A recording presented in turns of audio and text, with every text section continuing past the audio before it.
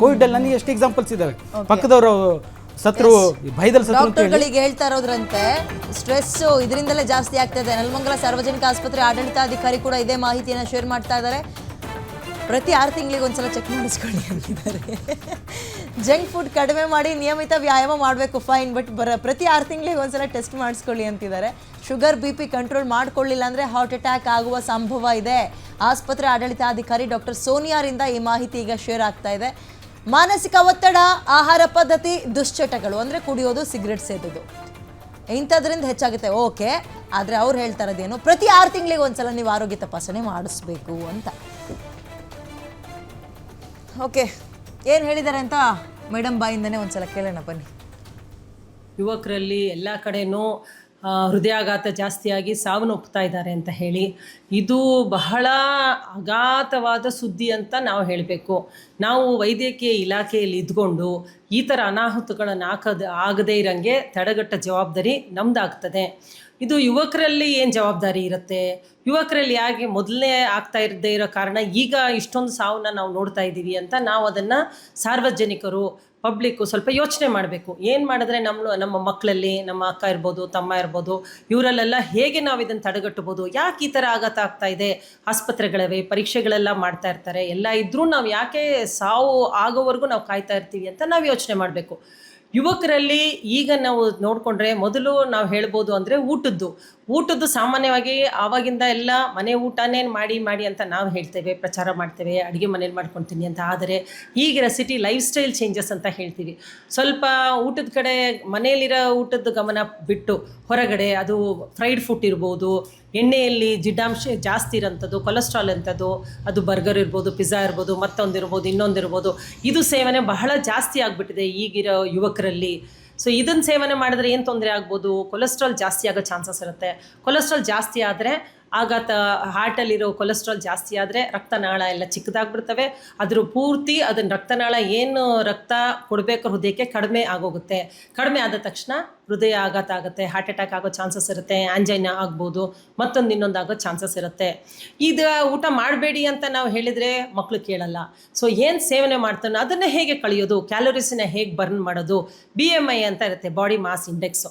So ನಾವು ಇಷ್ಟು ಹೈಟಿಗೆ, ಇಷ್ಟು ತೂಕಕ್ಕೆ ಇಷ್ಟು ಇರಬೇಕು ಅಂತ ಇರುತ್ತೆ. ಅದನ್ನು ನಾವು ಮೈಂಟೈನ್ ಮಾಡ್ಕೊಂಡು ಹೋಗಬೇಕು. BMI ಇದನ್ನು ಹೇಗೆ ಮಾಡೋದು ಅಂದರೆ ಎಕ್ಸಸೈಸ್ ಮಾಡಿ. ಆ ಕಾಲದಲ್ಲಿ ನಾವೆಲ್ಲ ನಿಮಗೆ ಗೊತ್ತಿಲ್ಲ, ಆಟಾಡ್ತಾ ಇದ್ವಿ ಶಟಲ್ ಕಾಕ್.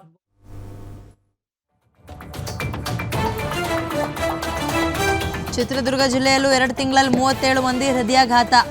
37 ಮಂದಿಗೆ ಮೇ-ಜೂನ್ ತಿಂಗಳಲ್ಲಿ ಹೃದಯಾಘಾತಕ್ಕೆ 37 ಮಂದಿ ಬಲಿಯಾಗಿದ್ದಾರೆ.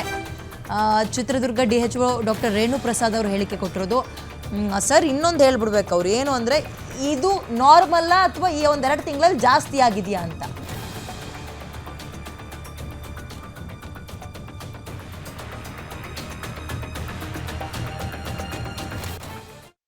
ಇಲ್ಲಿವರೆಗೂ ನಮ್ಗೆ ವರದಿ ಬಂದಿರೋದು ಸುಮಾರು 37 ಪ್ರಕರಣಗಳು ಕಳೆದ 2 ತಿಂಗಳು, ಮೇ ಮತ್ತು ಜೂನ್ 2 ತಿಂಗಳಿಂದ ಸುಮಾರು 37 ಪ್ರಕರಣಗಳು. 23 ಜನ ಗಂಡು ಮಕ್ಕಳಿಗಾಗಿದೆ, 14 ಜನ ಲೇಡೀಸು ಹಾರ್ಟ್ ಅಟ್ಯಾಕ್ ಆಗಿದೆ. ಅದರಲ್ಲಿ ನಮಗೆ ಏಜ್ ವೈಸ್ ನಾವು ಇದು ತಗೊಂಡಿದ್ದೀವಿ. 11ರಿಂದ 20 ಅದು ಯಾರೂ ಇಲ್ಲ. 21ರಿಂದ 30 ವರ್ಷದಲ್ಲಿ ಒಬ್ಬರು, 31ರಿಂದ 40 ವರ್ಷದಲ್ಲಿ 4 ಜನ, 41ರಿಂದ 50 ವರ್ಷದ ಮಧ್ಯದಲ್ಲಿ 5 ಜನ, 51ರಿಂದ 60 10 ಜನ, 61ರಿಂದ 70 9 ಜನ, 71ರಿಂದ ಮೇಲ್ಪಟ್ಟು 8 ಜನ. ಡೆತ್ ಆಗಿರೋದೇ ನಾವು 30 ಜನ ಬಂದಿರೋಂಥ ವರದಿ ಇದು. ಇದರಲ್ಲಿ ಹೃದಯ ರೋಗಕ್ಕೆ ಸಂಬಂಧಪಟ್ಟಂಗೆ ಸುಮಾರು 186 ಪ್ರಕರಣಗಳು ದಾಖಲಾಗಿದ್ದಾವೆ. ಅದರಲ್ಲಿ 37 ಪ್ರಕರಣಗಳು ಹಾರ್ಟ್ ಅಟ್ಯಾಕ್ ಆಗಿ ಮರಣ ಹೊಂದಿರ್ತಾರೆ. ಇನ್ನು ಉಳಿದಂಥ ಪ್ರಕರಣಗಳು ಗುಣ ಹೊಂದಿ ಮನೆಗೆ ಹೋಗ್ತಾರೆ. ಅದು ಕಾರ್ಡಿಯಕ್ ರೀಸನ್ಸು, ಅದು ಡೀಟೇಲ್ಸ್ ತರಿಸ್ಕೋಬೇಕು. ಈಗ ಸದ್ಯ ನಾವು ಅಂಕಿಅಂಶ ತರಿಸ್ಕೊಂಡ್ವಿ. ನಮಗೆ ಕೆಲವು ಜಿಲ್ಲಾ ಹಾಸ್ಪಿಟಲ್ ಆಗಿದ್ದಾವೆ, ಜಿಲ್ಲಾ ಹಾಸ್ಪಿಟಲಲ್ಲಿ ಜಾಸ್ತಿ ಇದೆಲ್ಲ ರಿಪೋರ್ಟ್ ಆಗಿರ್ತದೆ. ಯಾಕೆಂದರೆ ಅದು ಟೆರ್ಷಿಯರಿ ಕೇರ್ ಹಾಸ್ಪಿಟಲ್ ಆಗಿ ಮತ್ತು ರೆಫರೆನ್ಸ್ ಇರೋದ್ರಿಂದ. ಮತ್ತು ಬಸವೇಶ್ವರ ಹಾಸ್ಪಿಟಲಲ್ಲೂ. ಓಕೆ, ಕಾರ್ಯಕ್ರಮವನ್ನು ಅಥವಾ ಚರ್ಚೆಯನ್ನು ಮುಂದುವರಿಸ್ತಾ ಹೋಗೋಣ. ಸರ್, ಇನ್ನೊಂದು ಡಾಕ್ಟರ್, ನನಗೆ ಒಂದು ಪ್ರಶ್ನೆ ಕೇಳಿ ಬಂದಿತ್ತು. ಈ ಕರೋನಾ ಅನ್ನುವಂಥದ್ದು ಇಂಪ್ಯಾಕ್ಟ್ ಬ್ಲಡ್ ಗ್ರೂಪ್ ಮೇಲೆ ಆಯಿತು ಹೆಚ್ಚಿನದಾಗಿ. ಎಕ್ಸಾಂಪಲ್ ಬಿ ಬ್ಲಡ್ ಗ್ರೂಪಿಗೆ ತುಂಬ ಪರಿಣಾಮ ಬೀರುತ್ತು ಅಂತ. Is that true? Blood group ನೋಡಿ ಕಾಯಿಲೆಗಳು ಸ್ವಲ್ಪ ಹೆಚ್ಚು ಕಡಿಮೆ ಆಗೋದಾಗತ್ತಾ?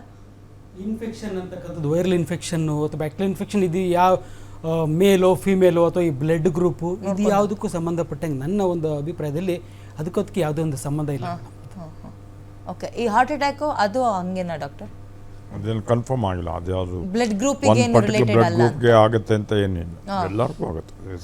ಓಕೆ, ಯಾಕಂತ ಹೇಳಿದ್ರೆ ಬಿ ಬ್ಲಡ್ ಗ್ರೂಪ್ ಅಂದರೆ ನಾನು ಕೇಳ್ಪಟ್ಟಂಗೆ ನಾನು ನಿಮ್ಗೆ ಹೇಳ್ತಾ ಇದ್ದೀನಿ, ತುಂಬ ಜನಕ್ಕೆ ಆತಂಕ ಮತ್ತು ಅನುಮಾನ ಇದೆ. ಇದು ಬಿ ಬ್ಲಡ್ ಗ್ರೂಪ್ಗೆ ಕರೋನಾ ಟೈಮಲ್ಲಿ ಹೆಚ್ಚಿನದಾಗಿ ಬ್ರೀತಿಂಗ್ ಇಶ್ಯೂಸ್ ಎಲ್ಲ ತುಂಬ ಆಯಿತು. ಹೌದು, ಉಸಿರಾಟದ ಸಮಸ್ಯೆ ಎಲ್ಲ ಬ್ಲಡ್ ಗ್ರೂಪ್ ಅವ್ರಿಗೂ ಆಯಿತು, ಬಟ್ ಬಿ ಅವ್ರಿಗೆ ತುಂಬ ಕಾಡ್ತು ಅಂತಾರೆ.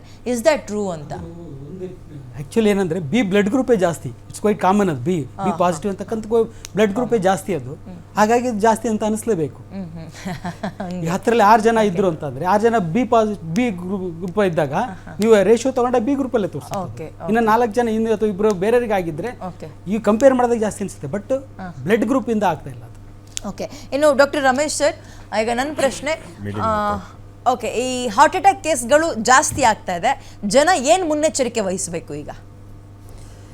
ಏನಿಲ್ಲ, ಒಂದು ಪದೇ ಎಲ್ಲ ಹೇಳ್ದಂಗೆ ಈ ರಿಸ್ಕ್ ಫ್ಯಾಕ್ಟರ್ಸ್ ಬಗ್ಗೆ ಗಮನ ಕೊಡಬೇಕು. ಓಕೆ, ಅಂದರೆ ಸಣ್ಣ ವಯಸ್ಸಿನವರು ಒಂದು ಧೂಮಪಾನ ಸೇವನೆ ಮಾಡ್ತಾ ಇದ್ರೆ ಅದು ನಿಲ್ಲಿಸಬೇಕು ತಕ್ಷಣ. 2, ವ್ಯಾಯಾಮ ಅಂದರೆ ಈ body building exercise, heavy workout ಬೇಡ ಅಂದರೆ ಅದೇ ಬಾಡಿ ಬಿಲ್ಡಿಂಗ್ ಎಕ್ಸಸೈಸ್ ನಾವು ಅಡ್ವೊಕೇಟ್ ಮಾಡಲ್ಲ. ವಾಕಿಂಗು, ಸ್ವಿಮ್ಮಿಂಗು ಅಥವಾ ಎನಿ ಸ್ಪೋರ್ಟ್ಸ್ ಅಂದರೆ ಟೆನ್ನಿಸು, ಶಟಲ್ಲು, ಆ ಥರ sports activity they should engage. First ಅದು ಏನು ಸ್ಪೋರ್ಟ್ಸ್ ಇಲ್ಲ ಅಂದ್ರೆ ಜಸ್ಟ್ ಸಿಂಪಲ್ ವಾಕಿಂಗು ಅಥವಾ ಸ್ವಿಮ್ಮಿಂಗು ಮಾಡಬೇಕು. ಫಿಸಿಕಲ್ ಎಕ್ಸಸೈಸ್ ಇಂಪಾರ್ಟೆಂಟ್ ಆಯಿತಾ. ಮನೇಲಿ ಏನಾದ್ರು ಅವರಿಗೆ ಅಂದರೆ ತಂದೆ ತಾಯಿಗಳಿಗೆ ಸಕ್ಕರೆ ಕಾಯಿಲೆ ಇದ್ದರೆ BP ಇದ್ದರೆ ಅವರು ಚೆಕ್ ಮಾಡೋಕ್ಕೆ ಶುರು ಮಾಡ್ತಾರೆ.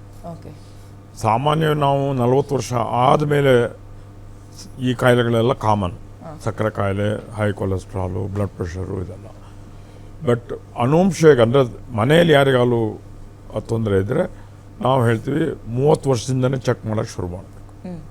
ಬಿಕಾಸ್ ಎಷ್ಟು ಬೇಗ ನಾವು ಅದನ್ನು ಪತ್ತೆ ಹಿಡಿತೀವೋ ಅದನ್ನು ಸರಿಯಾಗಿ ಟ್ರೀಟ್ ಮಾಡಿದರೆ ಅದನ್ನು ಪ್ರಿವೆಂಟ್ ಮಾಡೋದು, ಕಾಂಪ್ಲಿಕೇಶನ್ಸ್ ಪ್ರಿವೆಂಟ್ ಮಾಡೋದು, ದ್ಯಾಟ್ ಈಸ್ ಇಂಪಾರ್ಟೆಂಟ್.